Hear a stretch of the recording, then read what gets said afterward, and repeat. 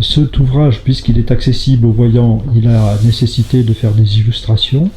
Et donc à Catherine Rogelco, maintenant que je m'adresse, pour qu'on nous explique comment elle a pu imaginer un visage à Aurore et comment elle a pu faire naître en fait, ces illustrations qui comportent toutes les scènes qui viennent de nous être présentées.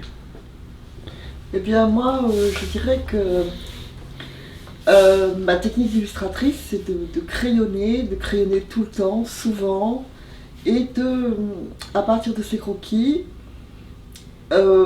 les perfectionner et me remettre dans mon état d'enfance quand moi-même j'étais tellement passionnée par mes livres et j'aimais beaucoup regarder toutes ces illustrations, j'aimais qu'il y ait beaucoup de couleurs, j'aimais qu'il y ait une infinité de détails et j'apprenais presque ces images par cœur.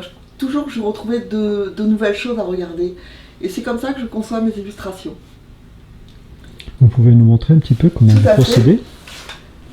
Voilà, par exemple là on a, comme Claude en a parlé, la rencontre entre Aurore et Amadeus. Alors voilà, c'est un croquis très succinct. Qui est Amadeus ? Amadeus est le chien guide d'Aurore et il va permettre que Aurore sorte de son univers, il va emmener Aurore au dehors en quelque sorte. Donc voilà un petit croquis très très rapide. Et après ça, je peux faire moi-même des pauses avec ma perche, tout simplement, ma perche à selfie. Et donc voilà, on me voit là en train d'étreindre violemment un oreiller.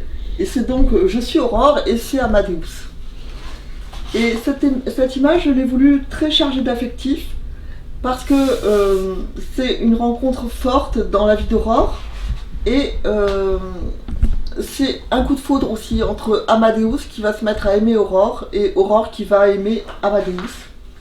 Alors donc à partir de là, quand j'ai fait mes photos, je peux faire d'autres recherches complémentaires et j'arrive à un croquis beaucoup plus fini, presque définitif. Et le voilà, le dernier. Et là quand je vous parlais de détails, ben voilà, je peux faire des recherches sur les tissus, sur toutes sortes de choses.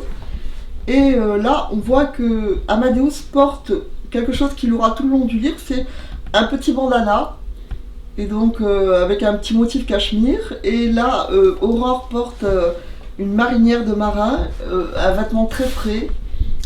Et là, dans un premier temps, j'avais imaginé qu'elle était dans sa chambre, et c'était une tapisserie, qui par la suite a été... je ne l'ai pas gardée.